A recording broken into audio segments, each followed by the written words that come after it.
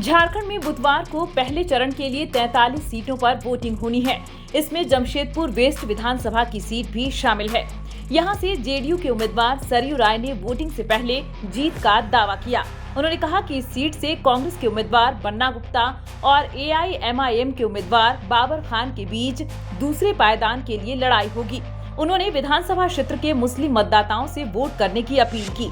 उन्होंने कहा कि अगर मुसलमान भाई वोट करेंगे तो उनकी जीत का मार्जिन बढ़ जाएगा। सरयू राय ने कहा, मैं चुनाव प्रचार के दौरान मुस्लिम क्षेत्र में भी गया हूं। चूंकि मैं पहले बीजेपी में था, अभी बीजेपी के सपोर्ट से हूं, तो आमतौर पर मुसलमान परहेज करते हैं।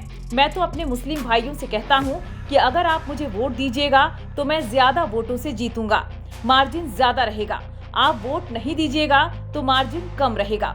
जीतना तो मुझे ही है, ये बात मैं आपसे कहता हूँ। अब आपको तय करना है कि आप क्या करेंगे। बता दें कि जेडीयू, बीजेपी और आजसू गठबंधन के तहत चुनाव लड़ रही है।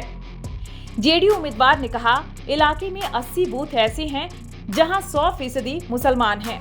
हम लोगों को उस पर 0, 1, 2, 3 वोट मिलता है। वो वोट एक साथ मिले, बन्ना गुप्ता का ये प्रयास है। बाकी जो नॉन मुस्लिम वोट हैं वो आपस में बढ़ जाएं ताकि इनको फायदा हो।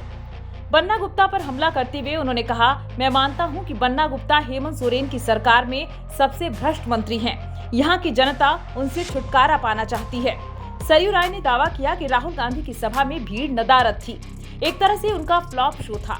जितने वादे उन्होंने किए हैं वो ये बता दें कि जिन राज्यों में उनकी सरकार है उनमें से किसी राज्य में उन्होंने ये सब काम करवाए हैं।